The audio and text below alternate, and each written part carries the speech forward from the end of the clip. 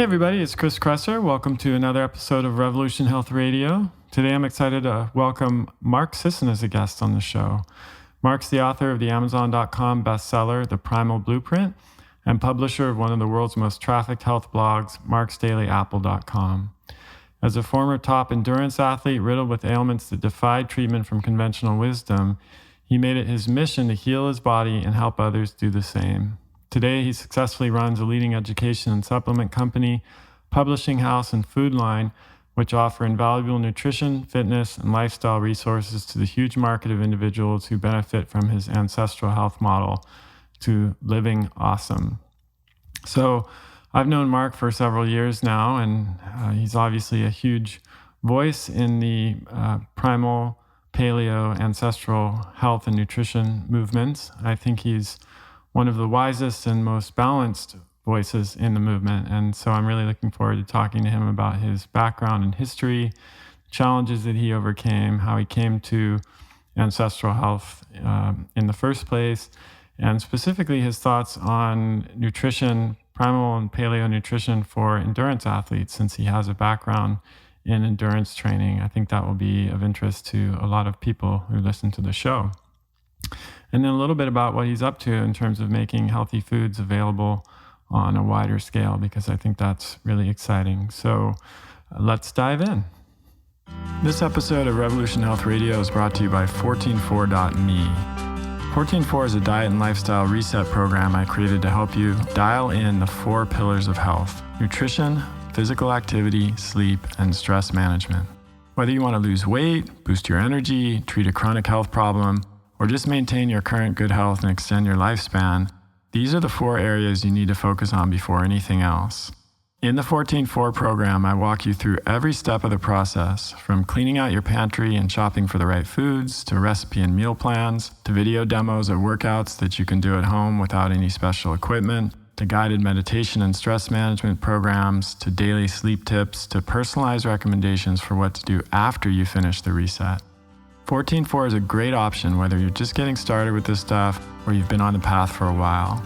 In fact, I do a 144 myself 3 or 4 times a year to hit the reset button and give myself a boost. To learn more about how 144 can help you achieve your health goals, head over to 144.me. Okay, now back to the show.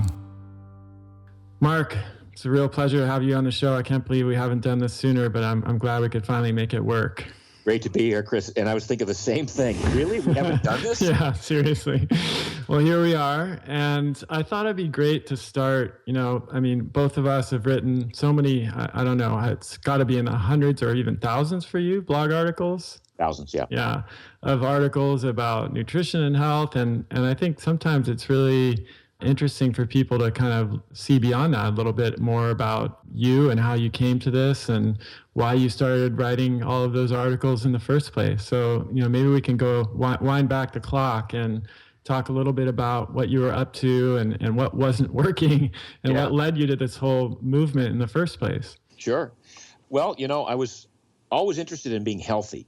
I don't know. I think I got that from my mother, who wasn't necessarily that healthy, but was always reading books on how she could achieve health. So I started reading, Adele Davis and books like that in my early teens, and initially got this idea from Adele and from Ken Cooper and so on, that and later Robert Haas, that if you put in a lot of miles, if you did a lot of cardiovascular training, you would train your heart and you could be impervious to disease and you would live a long, healthy life. So I started off as an endurance athlete, as a distance runner. Mm-hmm. And I fueled my miles by eating a complex carbohydrate-based diet. So I ate a lot of carbs. Not all of them were complex, by the way. A lot of them were, crappy sugars and, and things like that, which you thought so many runners think, well, I can get away with that because I'm putting all the miles in and I must be burning it all off. So it's probably they don't even count. Yeah. But over the years, I got really pretty good as an endurance athlete. I was 5th place finisher in the U.S. National Championships in the marathon in 1980. I finished 4th at Ironman 2 years later. And so I was performing well, but I was falling apart on the inside. I had arthritis in my feet. I had chronic tendonitis throughout most of my joints. I had irritable bowel syndrome. I had heartburn a lot. I had hemorrhoids. It was like, oh my God, what's going on here? Right. Here I was trying to be healthy, and I got sort of taken down this path of endurance and performance. And while I became fit, I became quite unhealthy. So I actually had to retire, not just because I was beat up and falling apart, but because there was no money in endurance sports in those days. I had to get on with my life. So I retired. How old were you at that point when all this was going down? I mean, I was 29 when I did my last true full-on endurance contest as an elite. So you had to retire before you were 30 because of all these problems. Yeah, and a lot of elite athletes, a lot of elite endurance athletes don't even peak until they're 32, 33, 34. Right. Because it takes that long to build up the tolerance to pain, I guess. But anyway, so I sort of rededicated my efforts to how could I be strong and healthy and fit and lean at the same time without having to put so much time and effort and sacrifice and sweat and struggle into getting there. And so I was looking for hacks before the term hacks was ever invented, I think.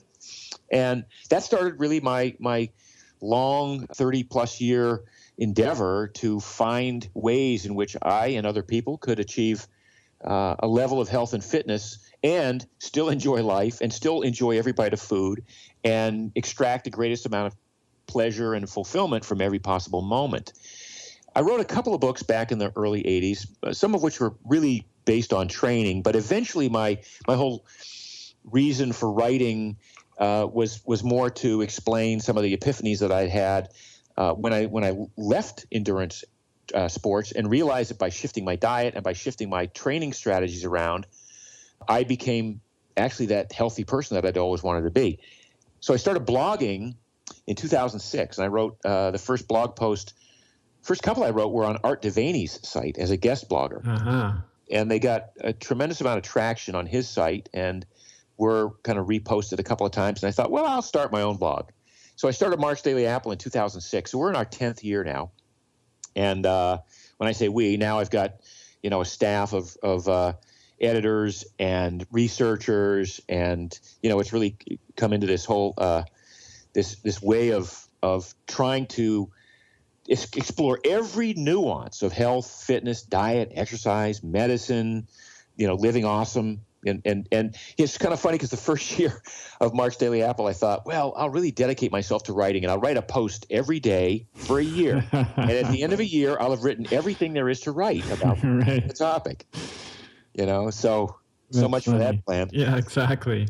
So do you remember what was the progression for you? You went from, and I mean, most of us who are athletes, I played basketball at a pretty high level in high school, and then got recruited to play in college. And I remember my coach would take us out to pregame meals at like pancake restaurants or, pasta restaurant. This was part of the whole dogma at that point. It was carb loading, before physical activity. Yeah, it was universal throughout any true sports program.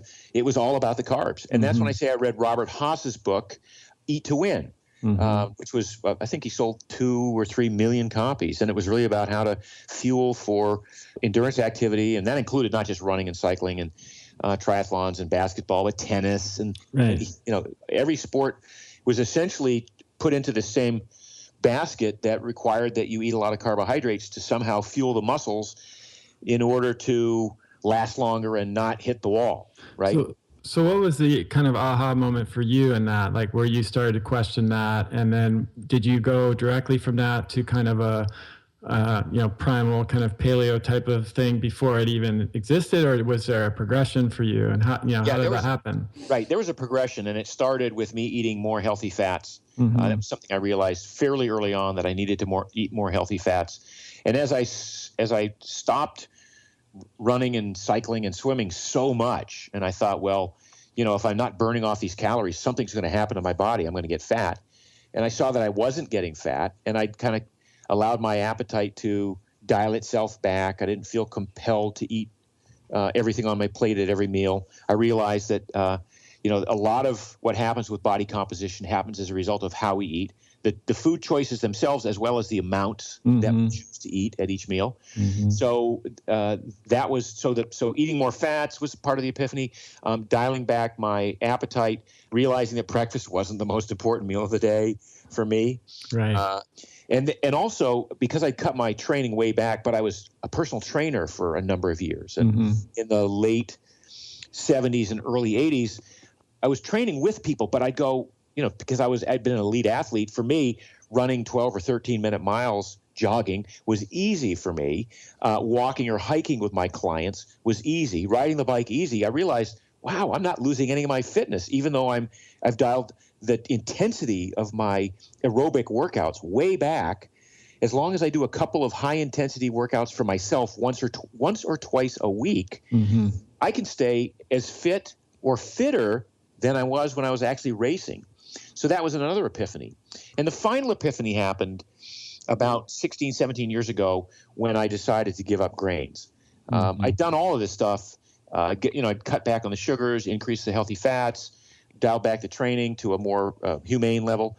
And it wasn't until I gave up the grains for 30 days, just as an experiment of one, and my arthritis went away, my irritable bowel syndrome went away, the upper respiratory tract infections that I would get several times a year went away, any kind of lingering sinus stuff went away, the heartburn went away, and I thought, wow, this is fascinating, because even though I'm in the field of researching foods and exercise and diet and the combinations and how they work together, and even though I've come across articles by the likes of Lauren Cordain and others that somehow indicate that grains are not necessarily the best possible thing you can eat, I defended my right to eat grains because I'd done it for most of my life. And when I realized, wow, if I give up grains and I notice that amount of change in my body, imagine how many tens of millions of people might be doing the same thing.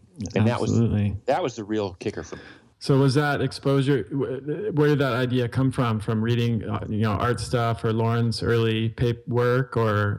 No, it was even before that. So this was well before any of the Devaney stuff. I mean, it started back in the late 1990s when a friend of mine, Doug Kaufman, had espoused a theory, not that necessarily that I agree 100% with it, but he's a pretty smart guy, that a lot of cancer is a result of fungal infections, and that some of these fungal infections came as a result of eating grains in the diet. So I'd spent a lot of time conversing back and forth with Doug Kaufman, and at the same time, my wife was going through a period of having she's always experimenting with diets, and I love that. One of the many things I love about her, and she's experimented with diets, and she'd had some success with giving up the grains, and she just said, "Hey, Mark, why don't you try giving up the grains? This clearly you're not where you needed to be yet. You've still got the gut issues. You've still got some of these other the arthritis, which I just assumed was a natural part of being 45 years old, but turns out it wasn't." Yeah. So you had these epiphanies, and we know now. I'm sure most of my listeners know that the history from then to now. You wrote Mark's Daily Apple, which has become one of the most popular blogs in the health and fitness space, and you've written a number of books. And the most recent book is Primal Endurance, where you go into more detail about what we've been talking about so far. And I love how you've laid it out with slow down, balance out, chill out, eat primally, and then combining brief high intensity workouts with complementary movement and lifestyle practices. So let's break down each of those a little bit more, because I'm sure that I have a lot of current endurance athletes in my audience, or recovering former endurance athletes, that can probably relate to your story and are looking for a way that they can maybe continue doing their training, at least to some degree, without destroying themselves in the process.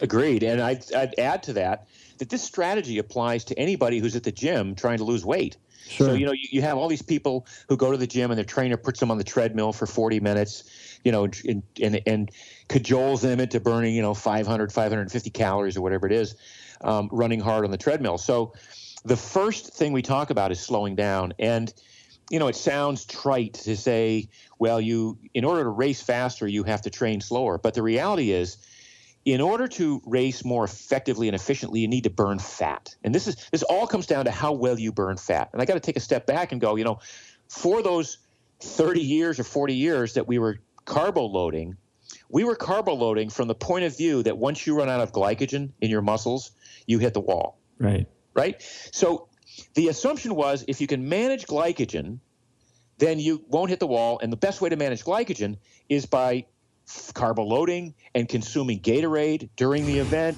and eating the bars and the gels and the packets so that you get some exogenous carbohydrate and you don't have to tap into your glycogen stores. Well, what we realized just in the last 5 or 6 years is that the best way to manage glycogen depletion is to learn to become really good at burning fat.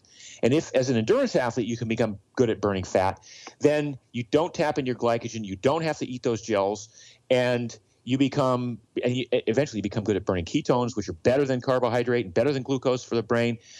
But it all comes back to how you burn fat. So whether you're an elite athlete trying to burn fat, or you're a guy in the gym or a gal in the gym needing to lose 20 or 30 extra pounds, they both come back to how well you burn fat. Now, the problem is you don't burn fat by revving your heart rate up to 75 or 80 or 85% of its max heart rate. We used to think that, but now what we know is that when you're in that zone that I just described, you're in what we call a no man's land. We call it the black hole of training. It's too high to be really good at burning fat until you've trained to burn fat, and it's too low to be creating any aerobic threshold advances or VO2 max advances. So all you're doing at that 75 to 85% of your max heart rate is training to hurt. It's just causing your heart to have to pump really, really hard without really any metabolic adaptations or adjustments being made by your body. And yeah, you become good at learning how to hurt, but is that really what you want? Retirement at age 29. No, exactly. That's the goal. So what we do is if we take it back, we say, well, there's a heart rate at which we know that you can put a lot of oxygen through your body, and most of that oxygen will go toward burning fat. So if you slow it down, and let's say you limit your heart rate. So the number we use is 180 minus your age. So I'm 62 now. So I could train at 118 beats a minute, which used to be laughable for me when I used to train at 155 to 175, right? Yeah. But at training at 118, one thing I know is that I can talk to a training partner, or I could breathe entirely through my nose at that heart rate, which means I'm not building up lactic acid. I'm just using oxygen. So I'm becoming efficient at burning fats. Now, that may sound kind of good at first, but what happens eventually is when you become more and more efficient at burning fat, as long as you limit that heart rate to 180 minus your age, then we know that you're putting a lot of oxygen through and you become more efficient. So when I started out, maybe I was doing 10.5-minute miles at that 118 beats per minute. But if I kept that and didn't go into the black hole and didn't go into that no man's land, eventually I'd be running 9:30s and then 9-minute miles and then 8:30. And we know because of the heart rate that I'm getting these faster times, but I'm still burning mostly fat. Mm-hmm. So now you've developed this efficiency at burning fat to the extent that when you do start to ramp up the training and put some time in the gym doing high intensity stuff that we can talk about later, put some time on the track doing very high intensity but very brief intervals to train the high end, you can race at a higher level of physical output.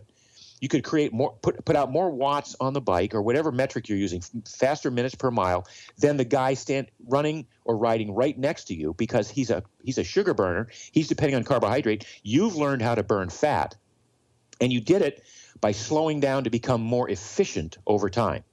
Does that make sense? It makes perfect sense. So what about this idea that, consistency is the key? You got to do, you just got to get on the bike or you got to do your runs and you got to do the same thing every day. And that's the key to success. Well, we say that inconsistency is the key to success because part of this has to do with periodicity. So you and I have written about the fractal nature of life for a long time.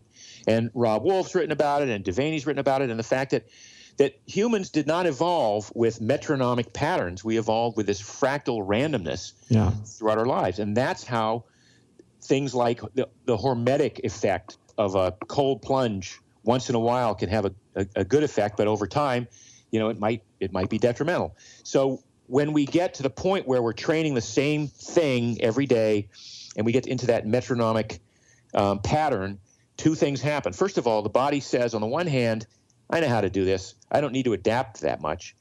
But parts of the body, the joints and the heart in particular, go, it's an overuse pattern now. I'm doing too much for no reason to change, and yet you're putting me through these paces every single day. And the heart wears out over time. It really does. And the joints wear out over time. They get repetitive motion issues, and they get imbalances. So the best thing to do is to sort of find ways to shift the pattern as often as possible. You only need, if you're a runner, you only need to run 2 or 3 times a week. Your body knows how to run. The rest of it is how you reconfigure your fuel partitioning. So you learn how to burn more fat than glycogen, or how to have fun doing the workouts, like find more ways to play. One of the things we talk about in Primal Endurance is, I play 2 hours of ultimate frisbee once a week. Mm-hmm. It's a very fun, very fast-paced game. It's nothing but 8 to 10 second sprints interspersed with jogging and recovery, right? But A, it's the most fun I have all week. Yeah. B, it's probably the hardest workout I do all week. Mm-hmm. And C, because of its fractal nature, it's not like, okay, I have to do 50 times 10-second repeats with a 2-minute rest. It bounces all around depending on how intense the game is or what the requirements are of the particular point being played. And you don't have to think about any of that. It's totally unpredictable. It's totally unpredictable. It's just, you're outside, you're with other people, and it's been shown that exercising with other people has certain benefits that you don't get from exercising alone. So, and I would argue that workout makes me a better 10K runner than putting in 30 miles a week of just practicing at a high heart rate to hurt myself. Yeah. And this is why, concert violinists play tennis and do other things instead of just play the violin for 8 hours a day, every day. Exactly. The people who are at the highest levels, at least. So, this kind of fits in, I think, to some degree to the chill out, be intuitive and not regimented idea that we don't, sometimes more structure is not what we need in order to perform better. It's actually less structure and more of a kind of gut sense, like responding to a gut feeling about what we need. Well, there was a time when, I would have a 2-month plan written out in front of me. Mm-hmm. These are the workouts I have to do. And unless I got sick, I would do those workouts religiously every day, regardless of how I felt when I woke up. Today it says I have to run 10 miles at 6:45 pace. That's what I'm going to do. Yeah. Tomorrow it says I have to go to the track and run 16 times a half mile at 2:25 to 2:28. That's what I'm going to do. Well, I guarantee you, in retrospect, I left several amazing marathon performances on the track because I should have taken the day off instead of doing what the chart said to do that day. I was not intuitive about it. I was completely the opposite. I was anal about it. I was completely like, okay, this is what I have to do in order to be one of the best in the world. I've got to dig down. I've got to do something every day with very few days off. And what we find is, when you train, particularly on the hard days, you need to recover. The body only responds in a positive way when you recover from your training by getting stronger. And what we see so often happening in the endurance community, in the elite training of any young athlete, because they're working with coaches who are, aggressively trying to put hundreds of people through their program in the hopes that they might find 1 or 2 that rise to the top, is you see this burnout mentality where kids can handle, and even adults can handle the workload because they haven't really gotten into assessing how they feel that day. So we say, when you wake up someday and you just don't have it, you don't feel like it, take the day off. Or if you go to the gym or the track or get on the bike and you get a couple of miles down the road and you don't have it, walk home. Save it for another day. Do not feel like just because you said you were going to have to do something on your program that it needs to be done. In fact, there are many times when it probably absolutely should not be done if your goal is to improve, and to do so by retaining your health and making your workouts fun. I think that's such an important concept. And I find myself talking about allostatic load with my patients, this idea that we have, there's a certain wear and tear that comes with adapting to the stresses of life. And when we consider what our optimal exercise program should be, we need to take into account all of the stressors and all of the other areas of our life too. So if you're talking about a single mom who has a full-time job and 2 kids and, she's burning the candle at both ends, is CrossFit and doing 5 WODs a week really going to be the best exercise program for her, given all of the other stressors that she has in her life? And, or should she take that into consideration and design a program that is not going to send her into like a permanent catabolic state? I mean, I think that's one of the issues with CrossFit in general, is this sort of the WOD mentality of 3 days on, 1 day off. And it's only right for a couple of people, ex-military kids who don't know what to do with their lives, or, former collegiate football players. I mean, look, CrossFit has come up with some amazing programs.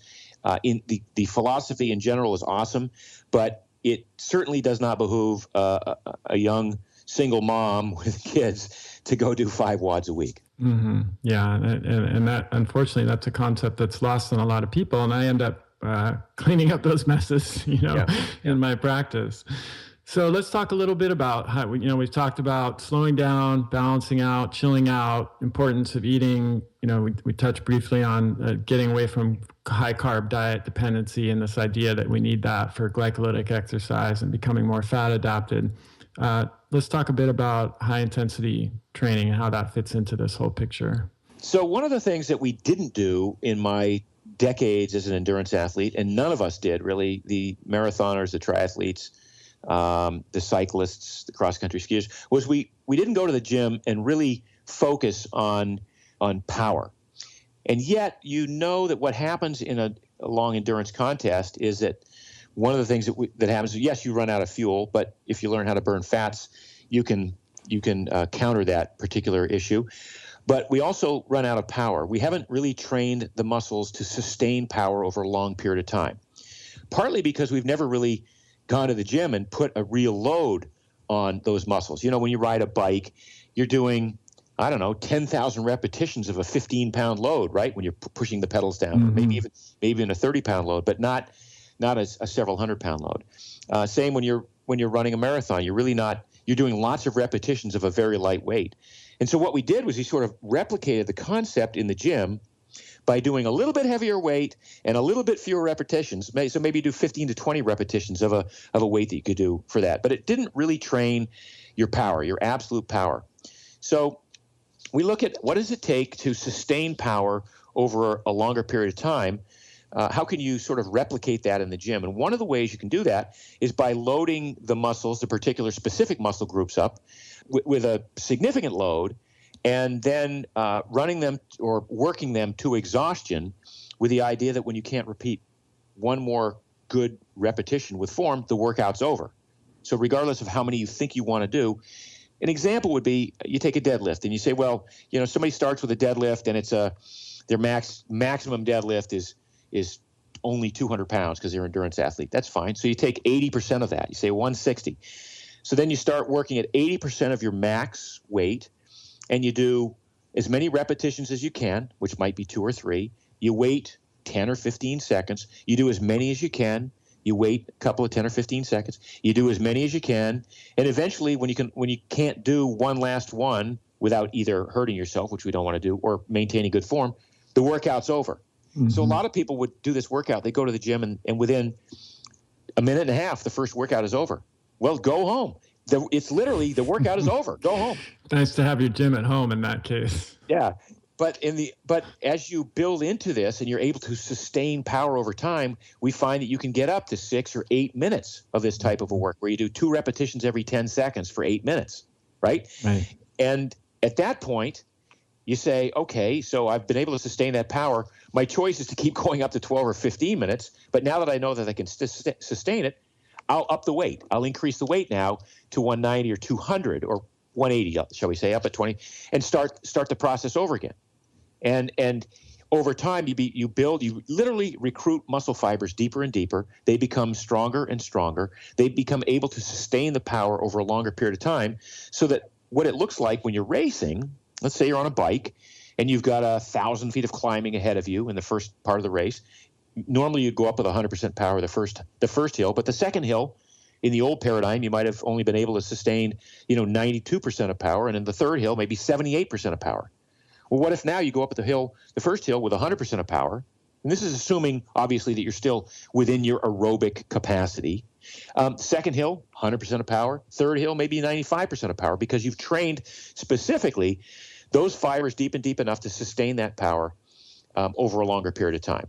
So that's one example of this high-intensity training that we can do in the gym. And again, it doesn't take much time. And it's not like you have to do 15 different exercises. It might be 2 different exercises. For some people, it might be 1 exercise that you do. It could be weighted squats, could be weighted jumping squats. There are a number of choices, and we talk about that in the book. But the other thing is just to do is intervals. Mm-hmm. And I want to talk a little bit about intervals as a form of high-intensity training. Again, in the old days, a lot of the intervals were broken down they were tailored and titered down according to the distance of the race that you were doing. So if you're a miler, you might do 200-meter runs. But if you were a marathoner, you might do mile repeats. Well, a mile repeat, is just, it has its place, but there's a point at which we talk about doing very high-intensity sprints so that even a marathoner is going to be doing all-out sprints, maximum effort for 20 to 30 seconds, and then stop. And then 2-minute rest in between, not a Tabata, but 2 minutes of good rest in between, then do it again. Maximum all out. And we find that 5, 6, maybe 8 of those once a week are enough to generate substantial benefits to all but the most elite of the elite athletes. And I say all but the most elite of the elite because they're just adding some other stuff, but they're still working under the same premise. Right. And what's interesting about this, of course, is that it more closely mimics the ancestral pattern of movement. We know that hunter-gatherers averaged, somewhere between 8 to 15,000 steps a day, and they would walk for long periods, and they're foraging, and then that would be punctuated by brief bursts of energy when they're hunting or, fleeing a predator or fighting or something like that. And it just it makes so much more sense. We're not trying to do reenactment of the Paleolithic era, but at the same time, our bodies evolved under certain conditions, and they're hardwired for something. Exactly. No, it's exactly right. It's not like we're trying to recreate any sort of pastoral, idyllic environment that existed hundreds of thousands of years ago, if one did. Mm-hmm. But what we are doing is taking advantage of the adaptation that is hardwired into our DNA, into our genes, as a result of those millions of years of evolution, repeating those same sort of behaviors fractally over that period of time. Makes perfect sense. So, for folks who want to learn more, and where can they find the book?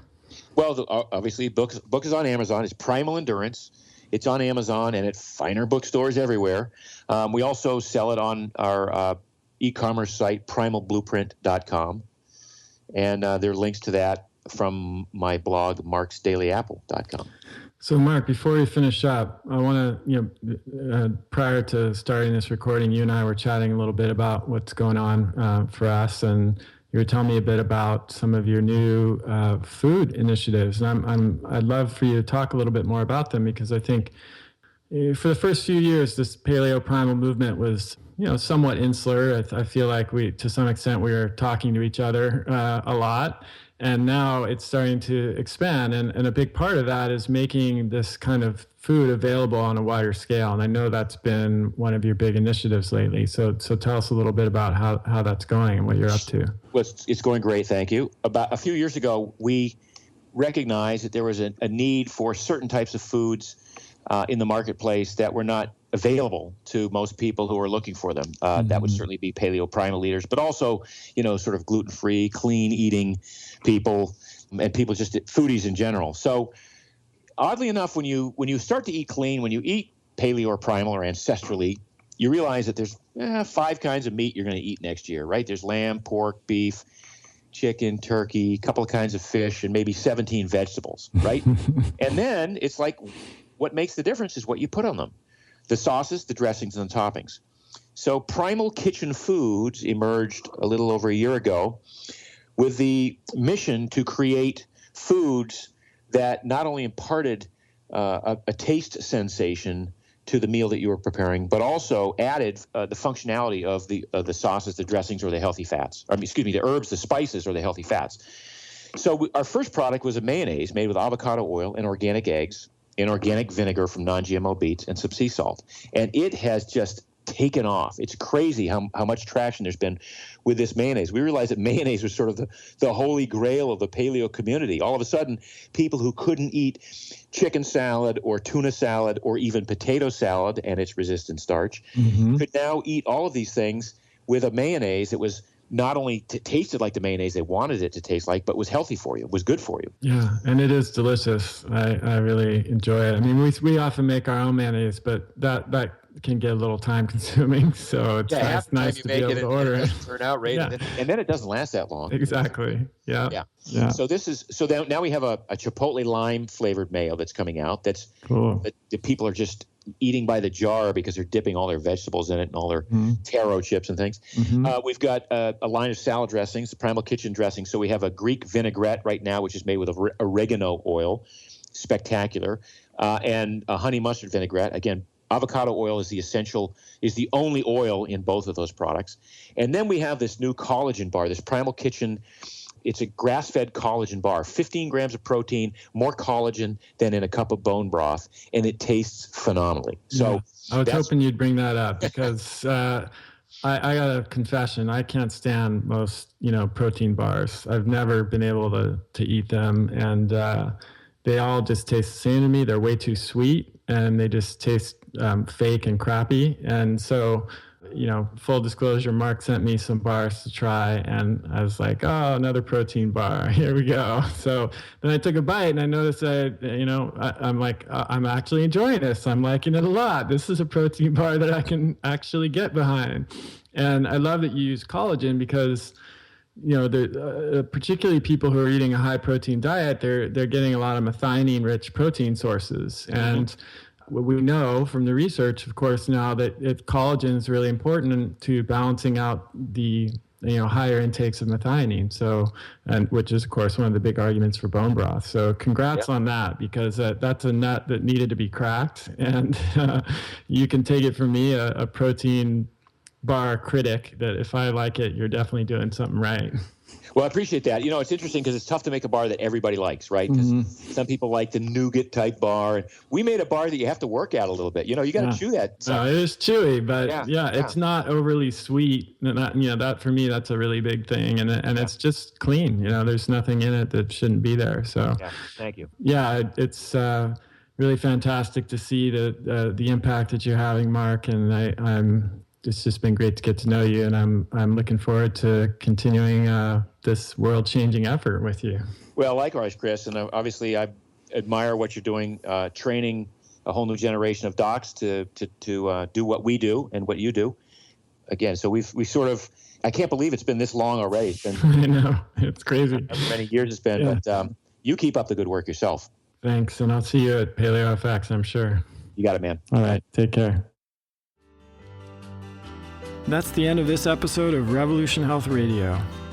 If you appreciate the show and want to help me create a healthier and happier world, please head over to iTunes and leave us a review. They really do make a difference. If you'd like to ask a question for me to answer on a future episode, you can do that at chriskresser.com/podcast question. You can also leave a suggestion for someone you'd like me to interview there. If you're on social media, you can follow me at twitter.com/Chris Kresser or facebook.com/Chris Kresser LAC. I post a lot of articles and research that I do throughout the week there that never makes it to the blog or podcast, so it's a great way to stay abreast of the latest developments. Thanks so much for listening. Talk to you next time.